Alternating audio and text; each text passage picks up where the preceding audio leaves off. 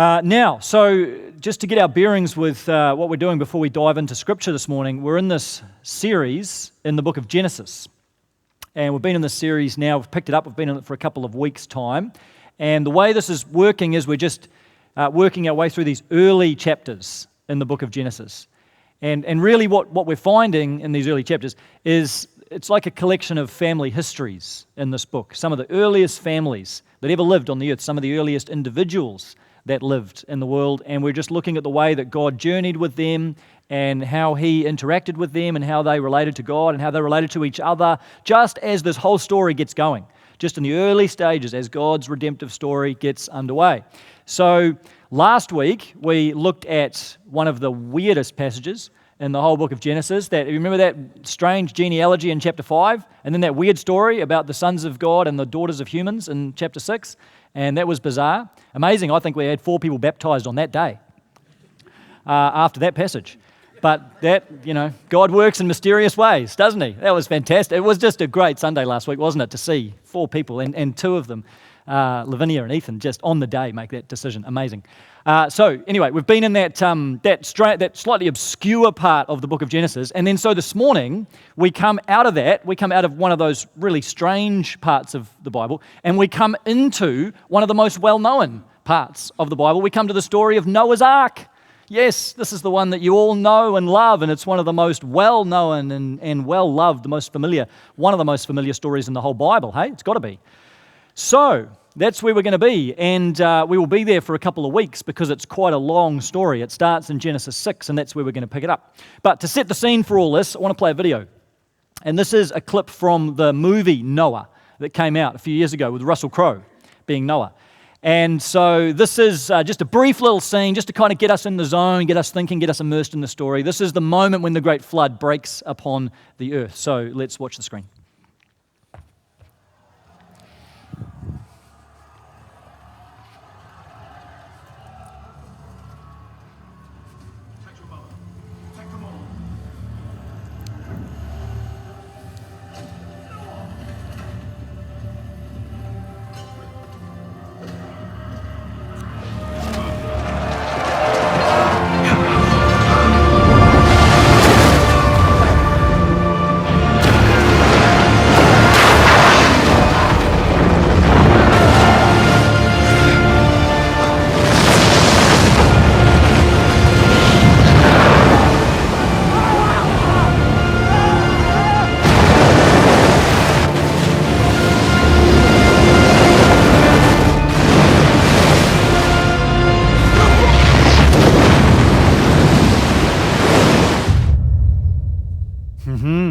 Was that what it was really like? We don't know. Was it PG-13? Maybe. That movie, there was a group of us who went to see that a few years ago. That particular movie, I think, takes a lot of liberties with the story. If you remember some of the details in that movie, there's a lot. My understanding is that I think they drew from a lot of Jewish myths and legends that have grown up around the story of Noah's Ark with that movie. So there's a lot of things in it that weren't actually in the biblical story itself. So you kind of had to sift and sort that a little bit. But at least it gives you a little bit of a dramatic representation of maybe what that was like. But this story has got to be one of the most well-known stories in the Bible. If you've had any background in church, if you've been to Sunday school, you know this story. You've heard it many times. You've coloured in pictures of Noah and the animals, and you've maybe sung the song about the animals going in 2 by 2. And you've heard your Sunday school teachers tell you this story. Maybe you've seen it acted out many times. It's kind of ingrained in the childhood consciousness of every child that's been in Sunday school. And I would say even among non-Christians, even if you're not a Christian, if you're not a follower of Jesus, I would say probably most people have still at least heard of the story of Noah's Ark. Would you say? At least like basic recognition of the story. I visited a friend over summer, not a Christian, and went into her batch, and she's there with her nephews and nieces, and on the floor, the nephews and nieces were doing a puzzle of Noah's Ark on the floor.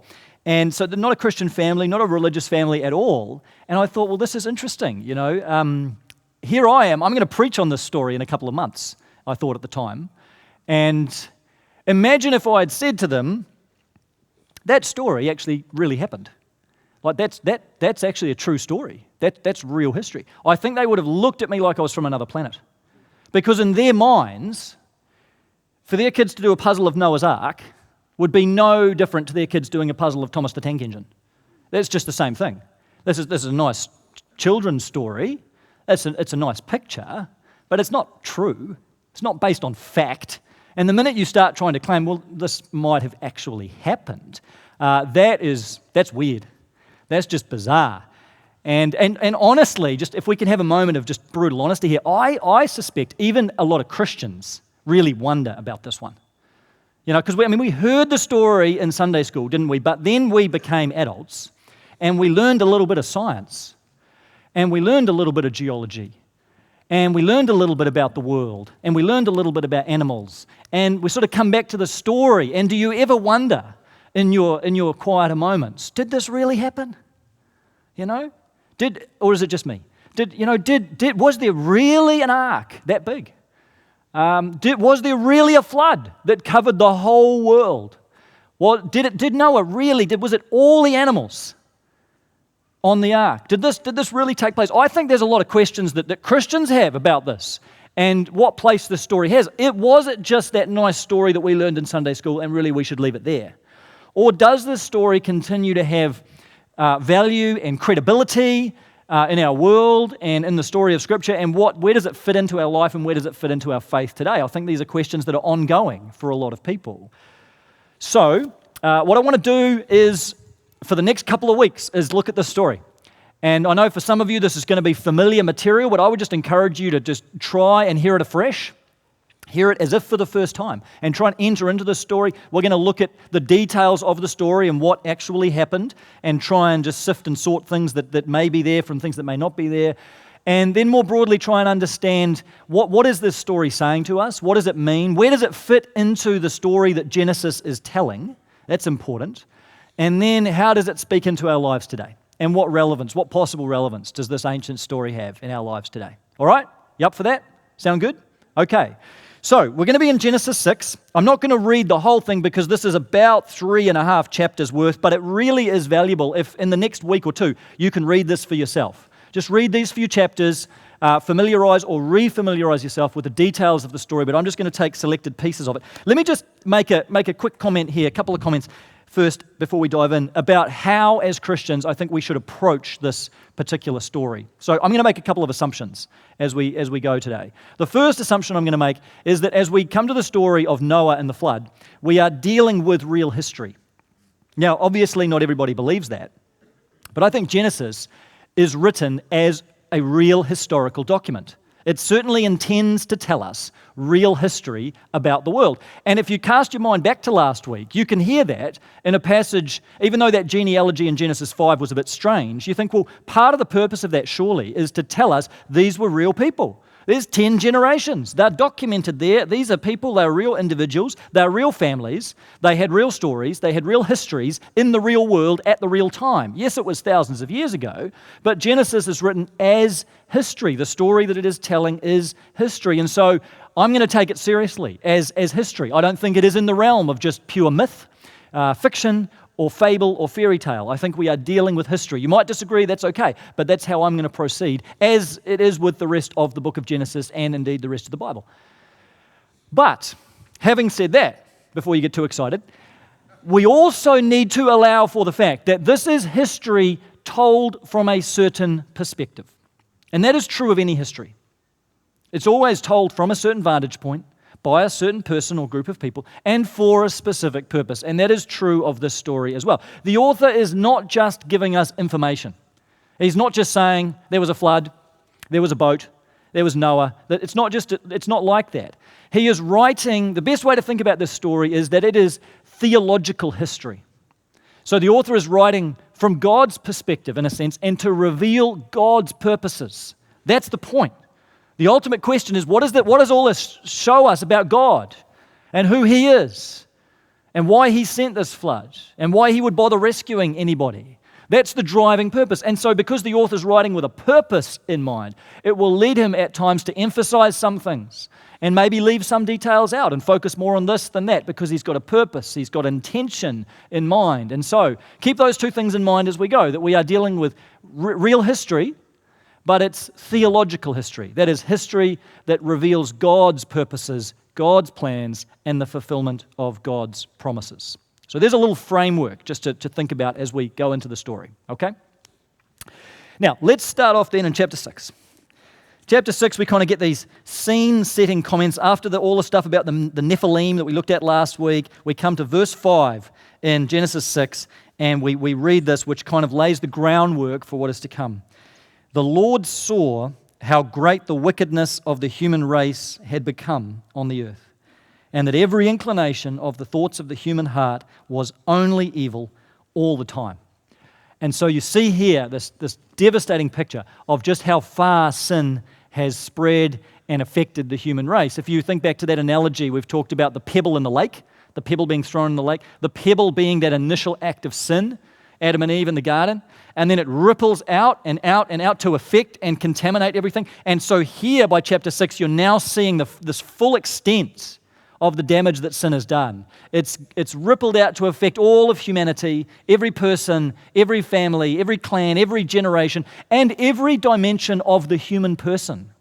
Do you see this? That it's not just a part of us that's affected by sin, it's all of us. Look at the universal kind of language that's used in that verse. Every inclination, only evil, all the time. These categoric statements that human beings are just shot through with sin.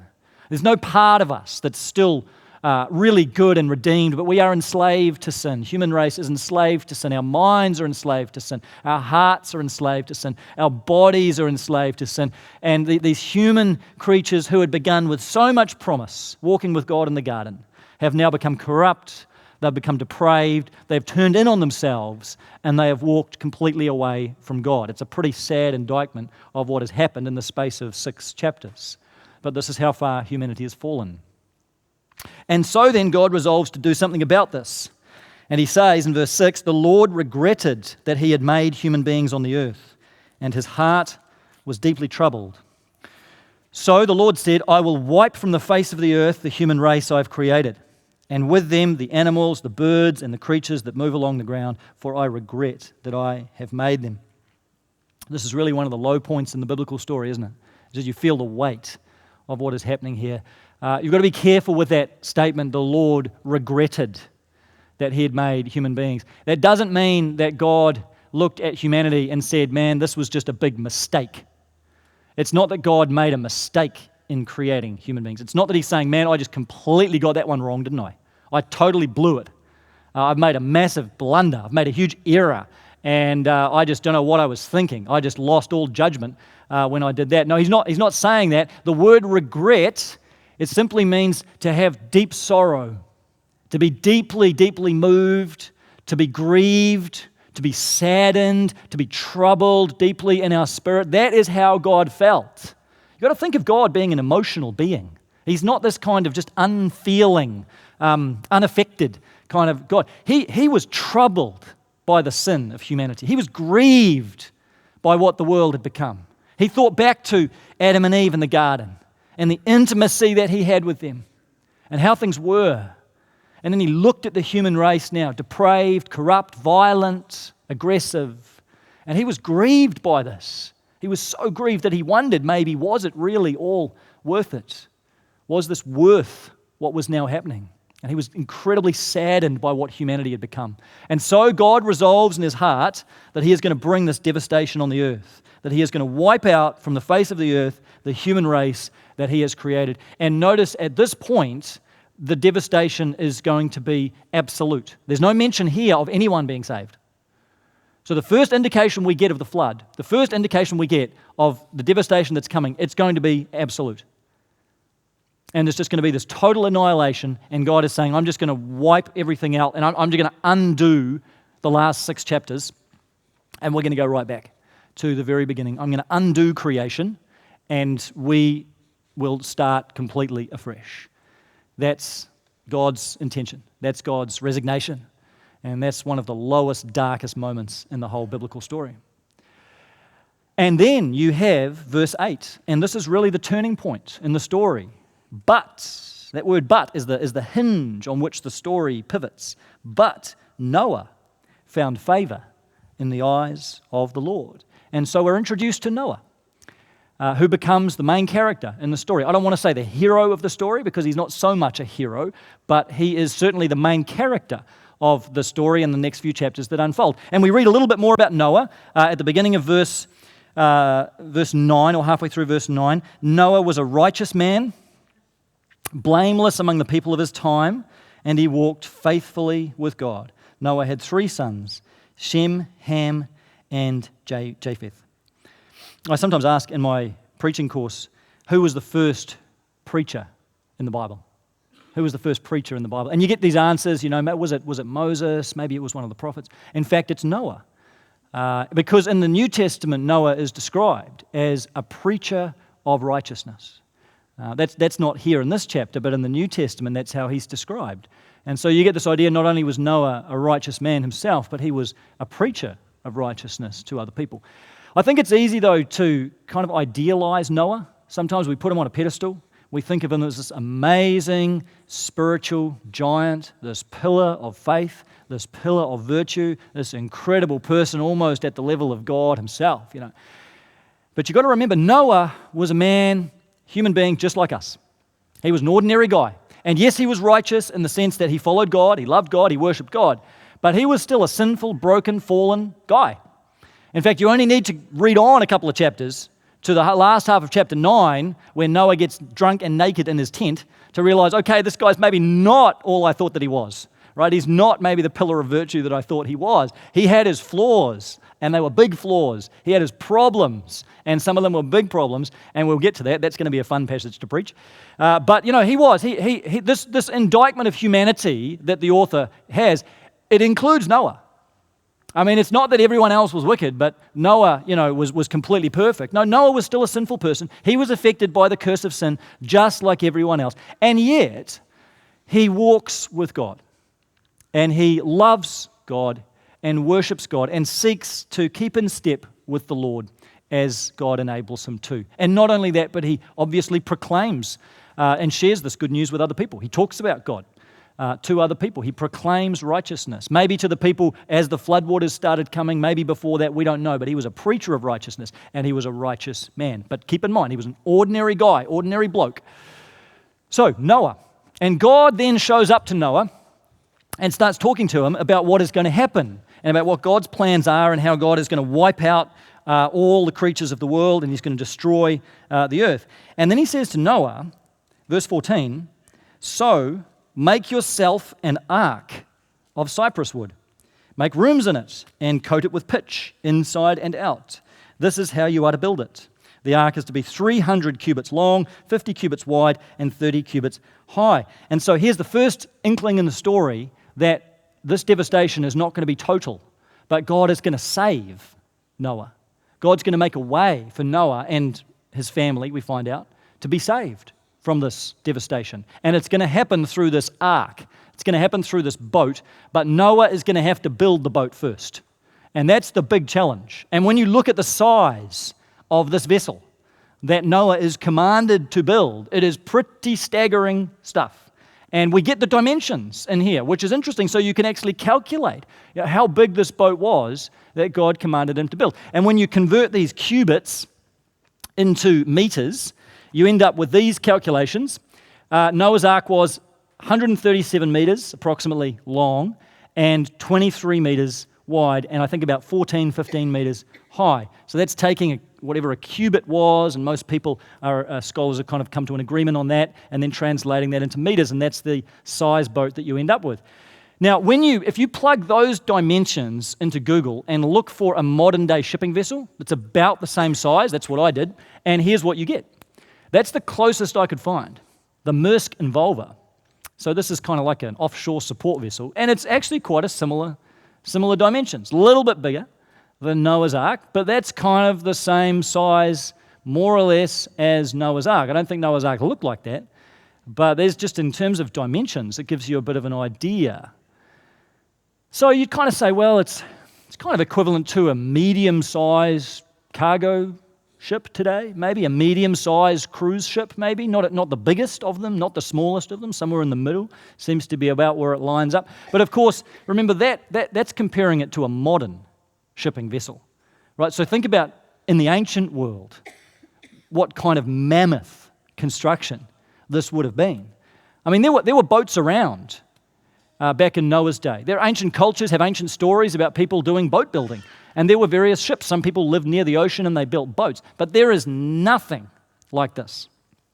The boats that people were building were just absolutely eclipsed by the size and the scale of Noah's boat, Noah's Ark. This is absolutely massive in its day. And then you've got to remember too, this is a wooden vessel. So that's a different category altogether. We're talking about wooden ships. Now, if you look at the biggest wooden ship that's ever been constructed, what I could find is this one here, the Wyoming. At least the longest wooden ship that's ever been built. And interestingly, its length is exactly the same as the dimensions we're given in the Bible for Noah's Ark, 137 meters. It's 15 meters wide. So that means that Noah's Ark is still first equal in terms of biggest wooden shipping vessels ever made in ancient history or modern history. If you take those measurements as the measurements of the ship, and there they are sitting there in the scriptures, then throughout history, there has never been a bigger wooden shipping vessel that's been seaworthy at least, that's ever been constructed. So it starts to give you an idea of just the size of the vessel that we're actually talking about here. It was huge and particularly massive by the scale of its own day. Now, someone who has tried to replicate Noah's Ark in the modern world is a guy called Ken Ham. Some of you have heard of him. He's an apologist, Christian apologist. And so he has built this full-scale replica, what he claims is a full-scale replica of Noah's Ark in Kentucky. That's why not in Kentucky, right? That's the place. This actually wasn't too far from where Anna and I lived when we were in the States for a couple of years, but this wasn't finished yet, unfortunately, so we couldn't go and see. We were like the people that couldn't get into the Ark. It wasn't ready. So we that's right, we weren't virtuous enough. So he's built this, what he claims is a 2-scale, life-size replica of Noah's Ark. And for a ticket price, you can go and visit Noah's Ark, you can go on board, you can see the cages, and then he's kind of tried to recreate what he thinks it would have been like, and then you can have lunch at the Noah's Ark restaurant. I think they've got something like that. There, yeah, so it's an interesting kind of thing. I mean, rumor has it he's next going to try building the Tower of Babel, which will be interesting. You know, it could have some negative consequences, I think, if you try that. So, and by the way, if that looks like it's bigger than those other vessels, it's because it is.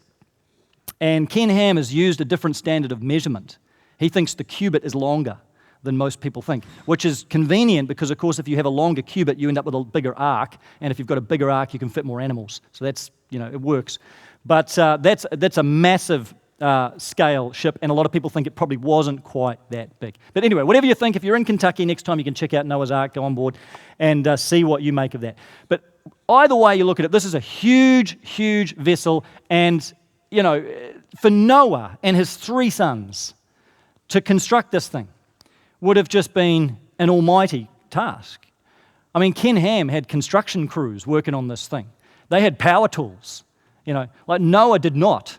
They had whatever tools they could fashion out of whatever materials they could find, and they just had to get the job done. So I think you have to assume that God empowered these guys, gave them the skill, gave them the strength, gave them the stamina to be able to create and construct this feat of engineering, even though they were just complete amateurs. That just as the Spirit of God came upon others in the Old Testament for craftsmanship and various types of things, that the Spirit of God enabled Noah and his sons to complete this task and then to actually have this thing become seaworthy and survive for 150 days on the open water with no rudder, by the way. It's the one thing that's not in the instructions, no rudder. So the boat is completely, literally, at the mercy of God in terms of where it goes. So we have a massive ark. And then we get to the animals. And this is the other fun part. So God then says to Noah, by the way, I want to tell you something about the animals, some of the passengers that you're going to have on board this boat. He says to them in verse 19, you are to bring into the ark 2 of all living creatures, male and female, to keep them alive with you. 2 of every kind of bird, every kind of animal, every kind of creature that moves along the ground will come to you and be kept alive. You are to take every kind of food that is to be eaten and store it away as food for you and for them. So Noah is to bring all of these animals on board the ark and care for them for the duration. In fact, it's even more than you think, because in the next chapter, God says, I want you to bring 7 pairs of some kinds of animals, 7 pairs of every clean animal into the ark. So in some cases, it's not just 2 of a particular species, it's 14.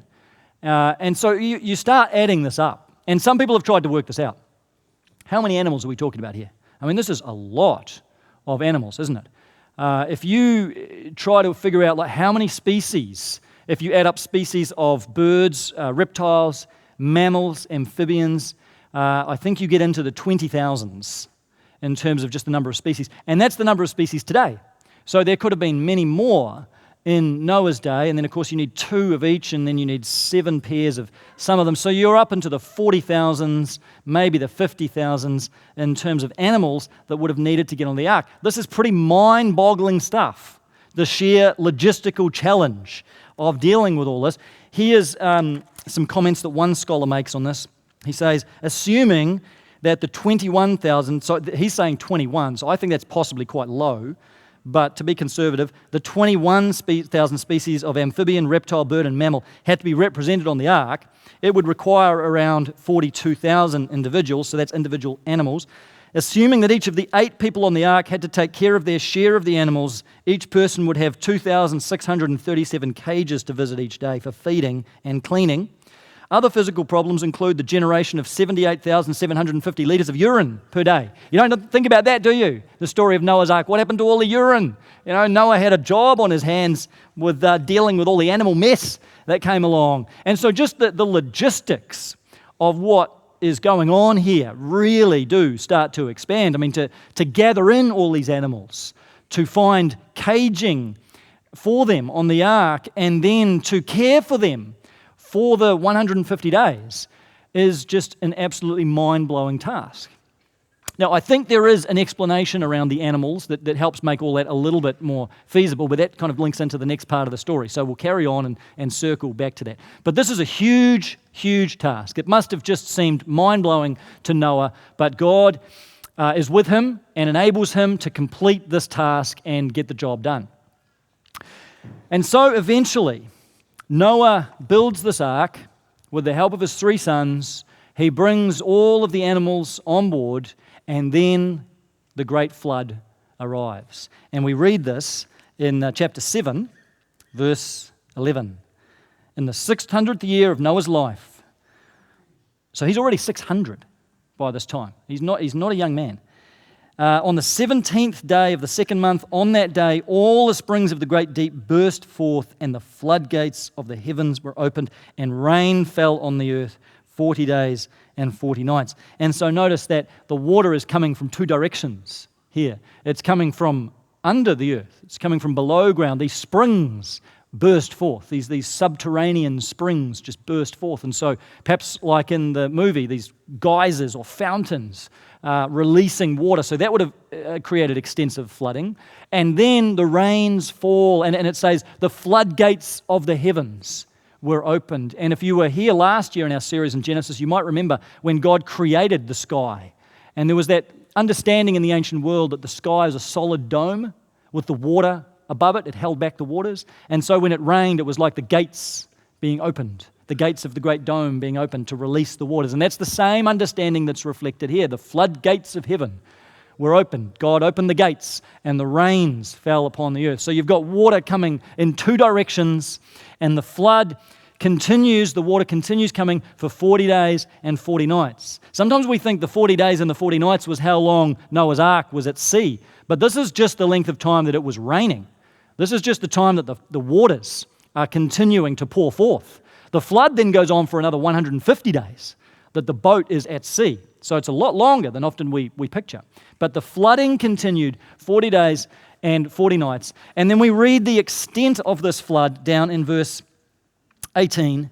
The waters rose and increased greatly on the earth, and the ark floated on the surface of the water. They rose greatly on the earth, and all the high mountains under the entire heavens were covered. The waters rose and covered the mountains to a depth of more than 15 cubits, which is around about 7 meters. Now, one of the questions that arises in this passage is, how extensive was this flood? You know, if we believe there was literally a flood in the ancient world that happened, how big was it really? And there's a couple of different views on this, okay? I just want to explain them to you. You can decide. There are people, take both points of view, and both of them are biblical points of view. The first is that this was truly and literally a global flood, in the sense that the waters literally covered the entire surface of the globe. Every continent, every mountain, every square inch of the earth was covered with water up to the height of the highest mountains, and then beyond that 7 meters, so that the entire surface of the entire planet was covered in water. A global flood. Many people believe that, many Christians believe that, and that is obviously a very reasonable interpretation of this passage. The other view, however, is that perhaps this was a more regional flood. And that when the author talks about the floodwaters rising upon the earth, he may be talking about the known earth at the time. That when he talks about the waters rising to the highest mountains, he might be talking about the known mountains that human beings knew of at the time. That when he talks about all things on the land being wiped out, it might be the known land at the time. Because remember, the human race at the time only occupied a fairly small part of the world.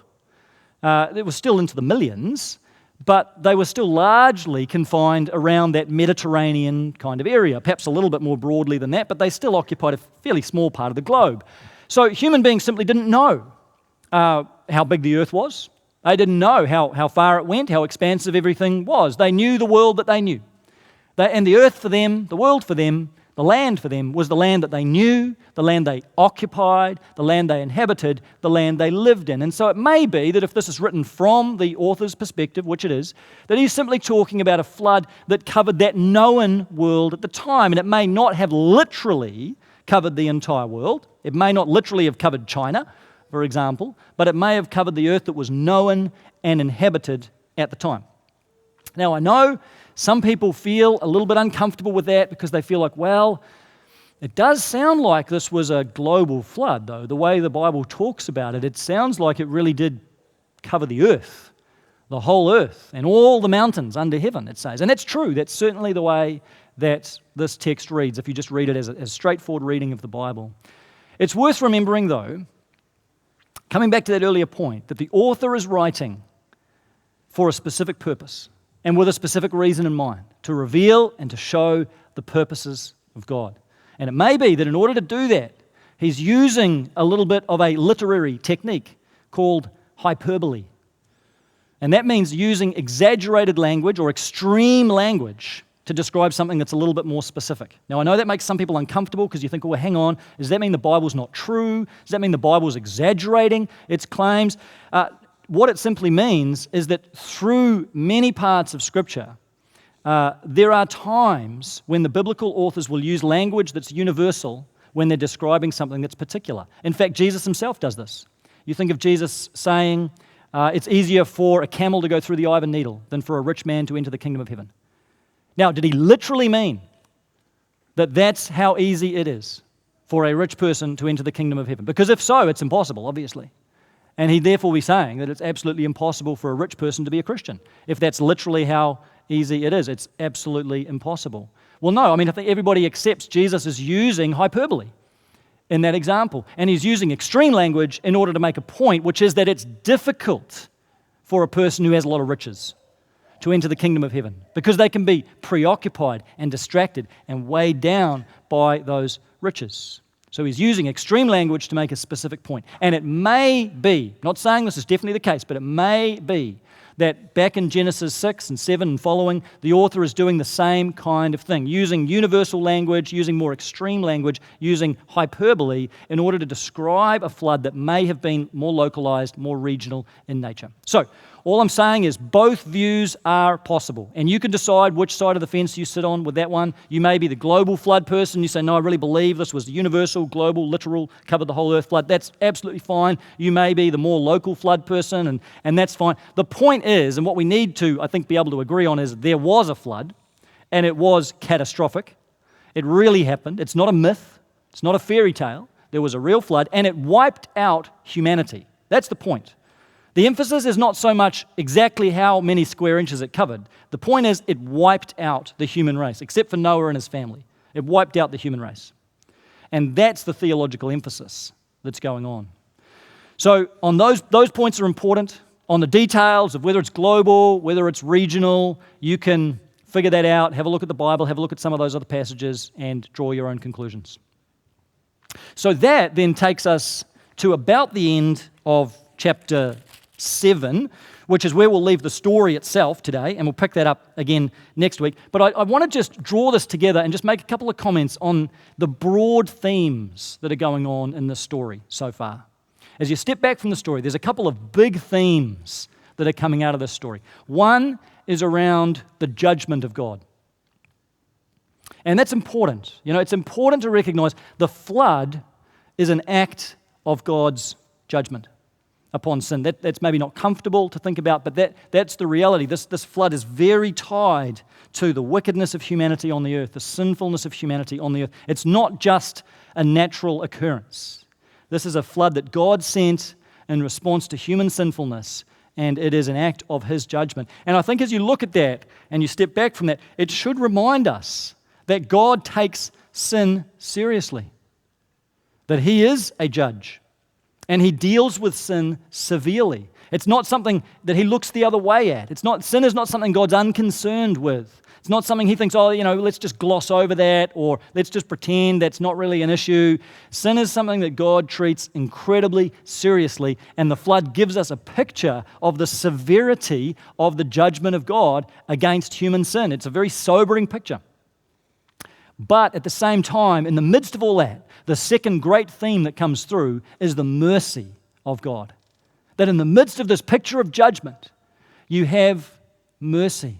I mean, Noah was a sinful man, just like everybody else. His family was fallen, sinful people, and yet God looked upon them with favor. He chose them, He spared them, He rescued them. They didn't deserve that.